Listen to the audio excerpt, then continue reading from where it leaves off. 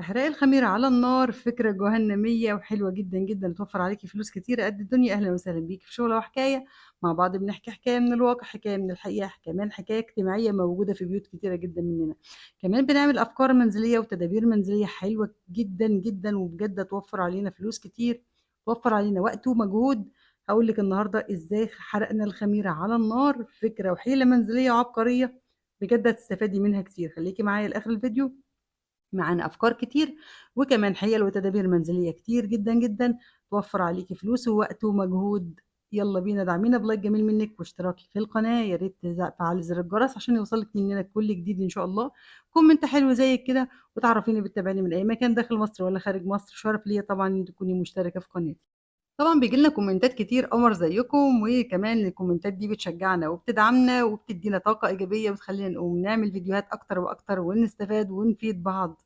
يالّا بينا كده يا حلوين، هنبدأ نسمّي الله ونصلّي على رسول الله عليه أفضل الصلاة والسلام. وانزلي تحت في الكومنتات صلّي على رسول الله عليه أفضل الصلاة والسلام عشان كلّنا نكسب حسنات. طبعًا معلش سامحوني مستعجلة جدًا وأنا باعمل الفيديو. بس إن شاء الله فيديوهاتنا كلّها هتعجبكم. هنجيب كده طاسة على النار أو أي حاجة يعني على النار وتبدئي تحرقي فيها كيس من الخميرة الفورية الموجودة عندِك. لو يعني ما عندكيش خميرة فورية أكياس، عندِك من اللي هي العادية، حُطّي معلقة كبيرة من الخميرة الفورية واوعي تنسي اللايك. طبعًا حكاية النهارده حكاية زي كل يوم، زي طبعًا مشتركينا الحلوين ومتابعينا الحلوين عارفين الحكايات بتاعتنا. الحكاية النهارده حكاية غريبة شوية، حكاية بنت طبعًا عانت مع أبوها كتير. بمناسبة الtrend كمان اللي طالع اليومين دول بتاع المغنية المشهورة اللي طبعًا ناس كتير عارفينها وطلّعت المواجع كتير طبعًا. اللي عارف الtrend ده يكتب لي في الكومنتات، واللي عارف اسم برضه المغنية دي يكتب لي في الكومنتات. طلّعت بجد مأساة من جوّه الستات والبنات المتجوزين والمتطلقين والمنفصلين وحاجات كتيرة جدًا. طبعًا أنا مش باشجّع حاجة زي كده لأ، بس فعلًا في ناس كتير مكبوتة، في ناس كتير مضغوطة، في ناس كتير نفسيتها تعبانة جدًا فوق ما حد يتخيّل، في ناس كتير مش قادرة تسيطر على نفسها، وفي ناس مضغوطة وعايشة علشان خاطر ولادها، وفي ناس مضغوطة وعايشة وخلاص عشان الناس والمجتمع والدنيا والحكاية والرواية. أنتم فاهمين القصة؟ طبعًا البنت دي بتقول عانيت مع والدي كتير، والدي معاه ولدين وأنا البنوتة الوحيدة، للأسف الشديد أنا الصغيرة وكمان إخواتي أكبر منّي الولدين. هو ما كانش عايز يخلّف بنات أساسًا خالص. طبعًا أول ما بدأت أكبر كده حسيت يعني بدأت أحس إن أنا يعني هو مش بيحبّني زي إخواتي. بدأت أقول لماما، ماما تقول لي: "لأ طبعًا ده بابا بيحبِّك." لحد ما كبرت خالص وعرفت فعلًا إن هو ما بيحبّش البنات، وما بيحبّش التعامل مع البنات، وما بيحبّش خلف البنات والكلام ده كلّه. وقعد يدعي كتير جدًا، جدًا، وماما حامل فيّا إن أنا أكون ولد وحاجات كده. ولمّا الدكتورة أكّدت إن أنا بنت، كان طبعًا نفسيّته يعني كان عايز يولّع فيّا تقريبًا أو يبيعني للحضانة أو يبيعني للمستشفى. المهم كبرت طبعًا.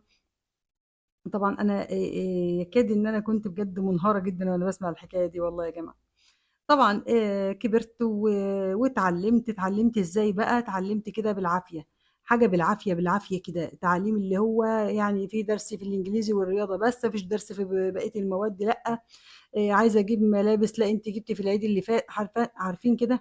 اللي هو كان تقريبًا بيستخسر يصرف عليّا جنيه، في نفس الوقت اللي كان بيصرف على أخواتي الصبيان ويجيب لهم أحسن حاجة.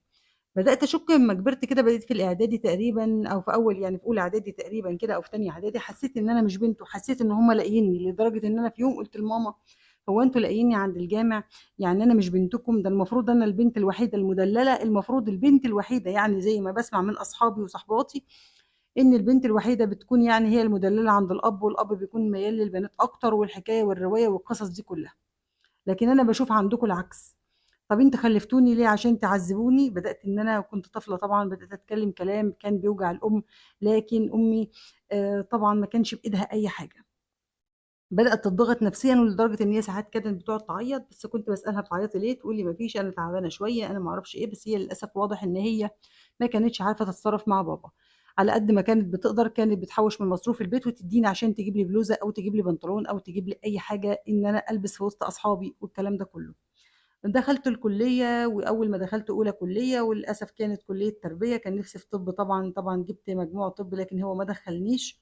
ما معييش أصرف، لو أنتِ تقدري تشتغلي في نفس الكلية، يعني كنتِ ممتازة جدًا ومتفوقة رغم الضغوط النفسية اللي أنا كنت فيها، لو أنتِ معاكِ فلوس تقدري إن أنتِ تعلّمي نفسِك ما فيش عندي أي مشكلة. طبعًا حاجة كده كانت صدمة بالنسبة لي. في نفس الوقت قُلت له: "لأ، أنا هادخل كلية تربية عشان أدّي دروس." ده بيني وبين نفسي يعني، عشان أدّي دروس وأصرف على نفسي، وفعلًا دخلت كلية التربية سنة أولى وسنة تانية بدأت إن أنا أفتح في الأوضة اللي تحت في الدور الأولاني عندنا يعني في أوضة كده أخدتها وبادّي فيها دروس. الصدمة بقى الكبيرة فين يا ولاد، الصدمة الكبيرة إن بابا كان عايز ياخد منّي إيجار للأوضة دي. أنتم واخدين بالكم؟ أنتِ بتدّي دروس ومعاكِ فلوس، طب ما أنا باجيب هدوم لنفسي وباصرف على نفسي في الكلية ومواصلات وكل حاجة، ما خلاص بقى طالما أنا بدأت إن أنا أدخّل جنيه، خلاص هو ما عادش بيدّيني أي حاجة خالص، خالص، خالص. طبعًا ماما تقول له ماما تعِد له، خلاص هو اللي في دماغه في دماغه، يجيب لي لإخواتي أحسن حاجة. بدأت إن أنا بيني وبينكم كده نفسيًا بقيت أكره إخواتي من تعامل والتفرقة، لدرجة إن أنا جيت في يوم واتضغطت كده واتنرفزت وقعدت أعيط، قُلت له: "أنت خلّفتني ليه؟" قال لي: "والله أنا ما كنتش عايز بنات، بس أنتِ جيتِ خلاص يبقى ده أمر يعني أمر واقع." حاسة إن أنا بدأت أكرهه، حاسة إن أنا بدأت إن أنا نفسيتي خلاص مش قادرة أتصوّره، حاسة إن أنا لا قدّر الله كده لمّا ييجي يموت في يوم أنا مش هاعيّط أصلًا ولا هابكي عليه.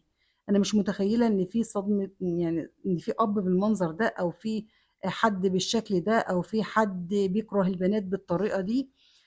طيب حتى لو أنت بتكره البنات، أنت ربنا مراضيك بولدين، ليه بتكرهني وبتعاملني المعاملة دي؟ طيب يا بابا ما هو ربنا بيرزقك برزقنا والكلام ده كله، لا، لا، لأ، أنتِ هتتجوزي وهتمشي، يعني هتاخدي خير من البيت وتمشي. بالمناسبة أنا مش هاجيب إلا الأدوات الكهربائية والمطبخ وبس، يعني على قد ما يقدر مش يعني هو حتى كان بيتكلم مع ماما وسمعته، قال لها: "العريس اللي هييجي لي لبنتِك تحاول تلِم إيدها شوية عشان تجيب لنفسها ملابسها وحاجتها ودنيتها ومفروشاتها والكلام ده كله من شغلها." لإن هي بتدّي دروس والكلام ده. هو آخري الأدوات الكهربائية والمطبخ كده عشان الناس ما تاكلش وشّي وخلاص، لكن كده، كده هي هتاخد الخير بتاع البيت وتمشي، لكن ولاد الصبيان هيجيبوا لي الخير ويجيبوا لي ستات ويملوا لي البيت عيال باسمي. طبعًا تفكير آسفة في اللفظ متخلِّف، تفكير يعني أنا مش قادرة أقول لكم بصراحة، يعني أنا اتصدمت جدًا، جدًا، ما كنتش أتخيل إن في حكاية بالمنظر ده أو في حد لسه موجود رغم التطورات اللي إحنا عايشين فيها، دماغه لسه بتفكّر بالشكل ده أو بالمنطق ده أو بالتفكير السلبي أو السيء بجد صعب جدًا، جدًا. على فكرة أقسم بالله الحكاية حقيقية يا جماعة. وفعلًا البنت لحد دلوقتي لسه ما جالهاش عريس، وهي فعلًا بتدّي دروس وبتصرف على نفسها في الكلية وعايشة حياتها والدنيا ماشية زي الفل، لكن نفسيتها تحت، تحت، تحت الصفر. ربنا يهدي الجميع، عايزين كلمة بقى كده للأب وكلمة للأم كمان تعمل إيه مع أبوها، ومش عارفة هم مش عارفين يتصرّفوا الصراحة. طبعًا المعلقة السحرية اللي إحنا حطيناها للمروحة دي، لو مروحتِك طبعًا عشان الصيف، لو المروحة بتاعتِك قفشت كده وعملت صوت عالي، زي ما أنتِ شُفتِ كده فكينا المروحة وحطينا لها نقطتين من الزيت اللي هو زيت الطبيخ أو الزيت المحروق أو الزيت المستعمل، أي حاجة مش فارقة كتير خالص. هترجع تنعم تاني معاكِ وتبقى زي الفل وصوتها يهدى خالص وتبقى ما شاء الله زي الفل، ومش محتاجة إن أنتِ تودّيها لأي حد إن هو يصلّحها وياخد منها ياخد منِّك الشيء الفلاني وتشيليها وتحطّيها وتودّيها وتجيبيها والكلام ده كُلّه. طبعًا اشتغلت ما شاء الله، هي كانت قافشة خالص وما كانتش راضية تشتغل، اشتغلت ما شاء الله نقطتين بس كده من الزيت زي ما أنتِ شايفة كده، وبأكد لِك تاني المعلقة أهي، باقول لِك نقطتين 3 بس كده من الزيت، ترشّيهم على المروحة وترجع جديدة تاني.